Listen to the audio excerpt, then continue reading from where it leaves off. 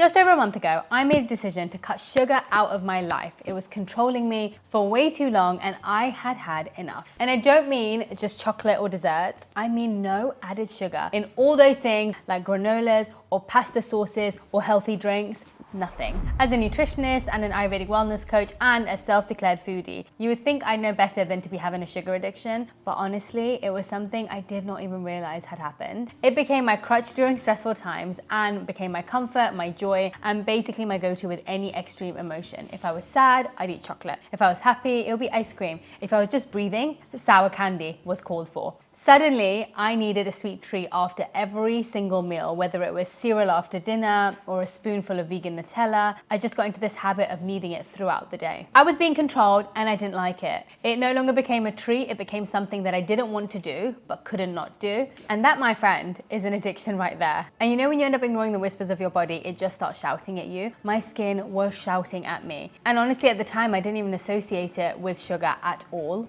And no matter how many facials I did or how many times I cleansed my skin in the day, it just was not budging. I had something called perioral dermatitis where I was getting all these tiny bumps around my mouth and I had it all over my forehead. And I tried everything from scrubs to peels. I think I tried at least like 3 or 4 different types of facials and nothing was making a difference. But my friend was visiting LA from Canada and we went out to eat at one of my favorite restaurants. He's also vegan. And he told me that he was doing a 30-day sugar detox. And even though we were in one of the best vegan restaurants and it had the most incredible tiramisu, he chose to stick to his sugar detox. He did not even have one bite. Honestly, I was in shock, but I also really appreciated the ability to control himself. And so I decided to challenge myself because I realized that what I was going through was not normal and I didn't want it to continue. And you know what? We talk about the addiction of drugs and alcohol so much, but actually sugar is causing way more health issues in people from a young age than drugs are. And studies have actually shown that it lights up the same reward centers in our brain as cocaine does. So sugar and cocaine light up the same parts of our brain. And that to me is so crazy. So I decided to challenge myself to go sugar-free for 30 days. And I want to share the journey with you because it is something that I have been highly recommending to my friends and family after feeling what a difference it made, honestly in ways that I didn't even expect it to. But I'm going to walk you through it so that you see just how possible it is, what to expect, all the benefits I felt, and the little hacks that I used to help me get through to the other side. And actually, from hour 1 to day 30, I went through so much. So I'm going to start with the first hour. The first hour, I was honestly on fire. I decided the night before, I was kind of prepping my mind for it. So day 1, that first hour was gold. Nothing could bring me down. 30 days seemed easy. I was like, you've got this. Nothing is ever going to make me change my mind. Fast forward to halfway through day 1 and all the withdrawals started. I had headaches, mood dips, low energy. I was feeling so restless. And I literally had to keep reminding myself throughout the day that this is not a punishment. I'm doing something that is good for you, body. You're going to adjust. You're going to make it through this. It's just going to take a moment to get yourself used to it. And I had to tell myself that over and over and over again. And a lot of this is mindset. You think that it's your physical body, but actually it's mind over matter. You can push yourself through something if you keep telling yourself you can. But honestly, what got me through the first day, which in my opinion is the hardest, was planning. This is the crucial part to succeed. Without a plan, you probably won't even make it through day 1. And I've had so many day 1s in trying to quit sugar, I honestly have lost count. But this time I made it all the way to day 30 and beyond, and it was the first time that I've done that. But firstly, the biggest component to this is planning. So the first thing I started planning was what was I gonna have instead of it? Because our body and our mind gets really scared when we take something out completely. But when you give yourself something while taking something away, it actually makes the transition so much easier. So I decided that I was gonna create things and keep them in my fridge for whenever that time came, whenever I felt that little craving of sugar. So the first thing I started making were all these different types of poached fruit or compotes. So I would have a bit of compote with some sugar-free yogurt, and that honestly was such a lifesaver during the moments of weakness. And I don't actually care what people say about fruit, because lots of people say you shouldn't have fruit in a sugar-free diet, but actually fruit is nature's gift to us and it does not count the same as white sugar or processed foods. So if you are doing this, I think obviously have it in moderation, but if you have a little bit of fruit here and there to help during these moments, you're still getting all the benefits of that fruits have with their vitamins and their minerals. And you know, we can't not accept nature's gifts in life. and this is definitely one of them. And it was such a great treat that I was having during the day. I didn't actually miss sugar at all. I didn't miss the donuts, I didn't miss the ice creams. I missed froyo a little bit, but this definitely made up for it. The second thing I did was I drank more herbal teas and hot water and lemon than I have in my whole entire life. Throughout the day, I had hot water and lemon, and I made sure that I had this huge 2-liter bottle of water that I was sipping on throughout the day. Because sometimes we end up mistaking our hunger and cravings with dehydration and thirst. And so staying hydrated really does help to subdue those cravings. And actually hot water and lemon is incredible because lemon has mild detoxifying properties. So it helps to flush out all those toxins from the liver and from your digestive tract. And this can actually reduce the idea of toxic hunger, which usually builds up from poor digestion. So actually when you have a lot more toxins in your body, you end up craving things that are not that great for you. So while you're also detoxing from sugar, this allows your body to adjust better by having hot water and lemon. Also decide if you're going to include natural sweeteners and decide which ones and have them available to you, especially in the first week. I actually decided the only type of natural sweetener I was going to have was in my protein shake. And so I was using stevia, but I didn't really use it anywhere else. I just used it whenever I was having my protein shake in the morning or the evening, just because I thought it was a slippery slope. And once I said yes to it, I'd probably be adding it into everything else. And at the end of the day, it's still an addiction to a sweet taste rather than just sugar. One of the most difficult things was going out and about while I was doing this, because a big part of my life is connecting with people over food. Let's go out for dinner, let's go out for dessert, especially because I don't drink. That was the way that I would enjoy myself with people. And so I really had to figure out how I was going to deal with that part, because social aspects are probably the hardest part of addiction, even when it comes to addiction to drugs and alcohol. That's the thing that I've heard the most. So I had to plan it. I figured out the things that I could take with me in those times where I would normally be connecting with people over food. So I had this one trick where I would take this chocolate protein shake that I absolutely love that was sweetened with stevia, and I would make it into hot chocolate, and whether we were going to the cinema or I was going to a friend's house, I would take that with me and sip on it throughout the time I was there, and that really helped me. Also, a big part of cravings is usually when our blood sugar levels crash, and a huge factor in that is skipping meals. When you have irregular eating patterns, it can lead to your blood sugar levels crashing, and that increases your cravings. So if your body is unsure of where it's going to get its next meal from, it will start to crave carby, fast energy sources of food, which usually our mind tells us are the ones filled with lots and lots of sugar. So plan your meals out and have them ready, or at least have some healthy snacks ready. And so for me, it was pre-cutting celery sticks or cucumber and keeping them in the fridge and having some hummus ready to have. Because the fact is, even if you have a whole cucumber or a whole carrot in the fridge, you're less likely to eat it in its whole form than you are if it's already cut up and ready for you to eat. And listen, the supermarkets and grocery stores are so sneaky, and so are so many brands. So you have to check all your labels of the foods that you are eating. You don't want to be going through all this effort to not eat sugar and then it be hidden in the things that you don't even want them in. And so look out for all those hidden sugars. So I looked through all my cupboards the day before I was starting, and I put all the things with added sugar at the back of the cupboard or in a place where I really wasn't going to look. Even if it doesn't say sugar, it still counts, and usually there are some sneaky names that are given.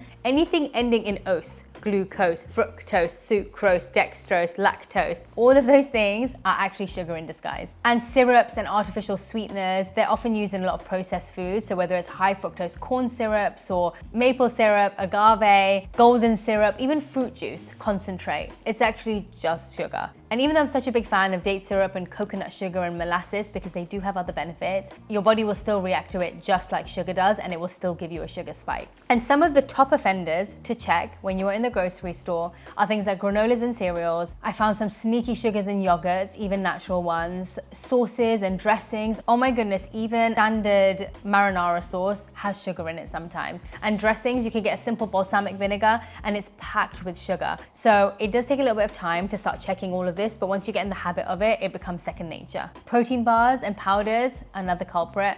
Plant-based milks, unless it says unsweetened, most likely it's got sugar in it. Breads, crackers, or low-fat anything, if you think about it, when they take something out, they're going to be adding something else in to make up for the flavor and the texture, and usually that ends up being sugar. The next thing I had to plan was protein. I was actually raised on a very balanced diet, but slightly higher in carbohydrates, being Indian and vegetarian. So when I had to try and base all my meals around protein, it felt a little bit foreign. But I've trained myself now to include some form of protein in every single meal. So whether it's tofu or lentils or protein powder, seeds, mushrooms, I found a way to incorporate a good amount of protein in every single meal. And that has been such a game changer to feel full, satisfied, and seriously reduce my cravings. I always keep some form of air fried tofu in the fridge to throw into meals, or honestly just snack on throughout throughout the day. And again, if you don't have it ready and prepped, you can get lazy. And then after your meal, if when you get hungry, the most common thing to do is go to your snack cupboard and grab something from there. And so leave yourself no room for error by doing preparation. I'm sure you've noticed this yourself. Even if you go out and you haven't drunk any alcohol, you wake up in the morning sleep deprived and your cravings are going wild. Sleep is directly linked to cravings. I actually did my dissertation at university on the correlation between obesity and sleep. There was such a direct link between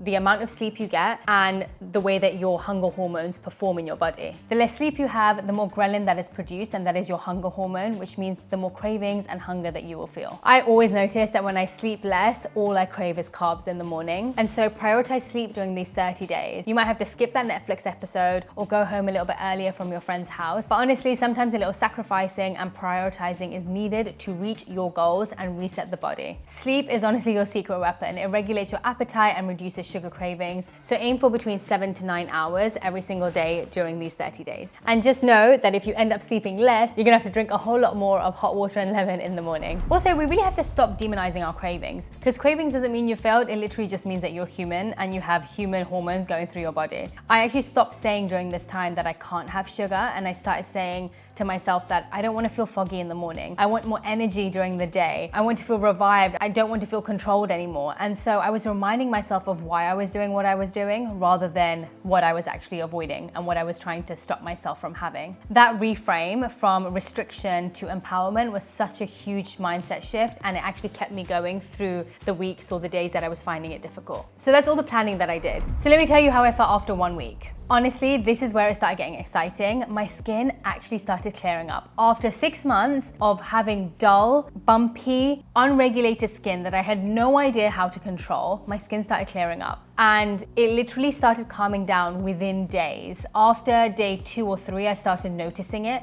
And by day 7, I swear people were like, oh my gosh, you're glowing so much. And I had nothing on my skin. And it was just the natural radiance from getting toxins out of the body, the toxins being sugar. And so I've noticed that a lot in people who have been off sugar for a while or even stop it for a week. By day 6 or 7, they start to have a different glow to their skin, and it is just toxins leaving the body. Also, my taste buds started changing significantly. Suddenly, sweet fruits tasted super sweet and so satisfying. My cravings changed. My taste buds weren't overstimulated anymore. And weirdly, it did not just reduce my sweet cravings, but it also reduced the craving of super salty things or sour things, or the cravings for all the processed foods that I was having. It felt like my blood sugar levels had probably stabled and my taste buds were no longer overstimulated. I actually noticed that I wanted less. So whenever I would eat food, I would end up wanting to add hot sauce over it, or lots of lemon. I squeezed lots of lemon onto it. Or I was adding on, weirdly, lots of ketchup.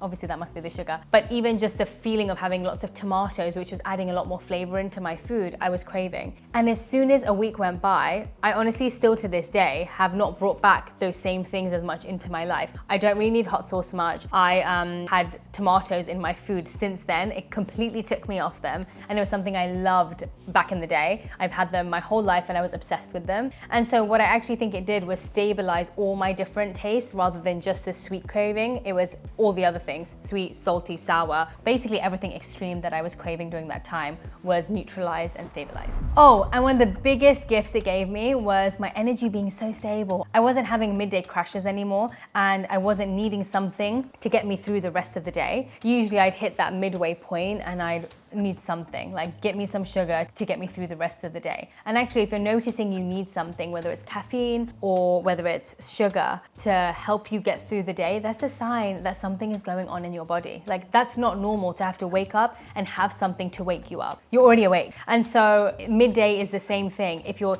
eating things and it's making you groggy, if you feel like you need something to get you through your day, it's a sign your body is telling you that something is wrong. You either have detoxing to do, your gut needs some work, but it is a sign, and it's not something we should cover up or ignore. It's something you should figure out. And honestly, I felt so much happier because I wasn't thinking about food constantly. I wasn't chasing the next sugar high. The mental freedom that I got was next level, and I don't think I would ever want to get rid of that. You know, we always think we don't be controlled by anything or anyone, but most of the time it ends up being our own mind or our own weaknesses that end up controlling us. But taking back control of your own body and your own mind ends up feeling so empowering, and you can do it in a simple way like this, and then it ends up reflecting in different parts parts of your life. When I got to the 3-week mark, I had leveled up. My focus, my mental clarity, my brain fog, everything was at an all-time low, and I was on a high. My attention, my productivity had just skyrocketed, and I was getting so much more done and feeling less tired. And weirdly, this may or may not be related, but my teeth definitely felt less sensitive. And when I looked it up, it says that, of course, sugar ends up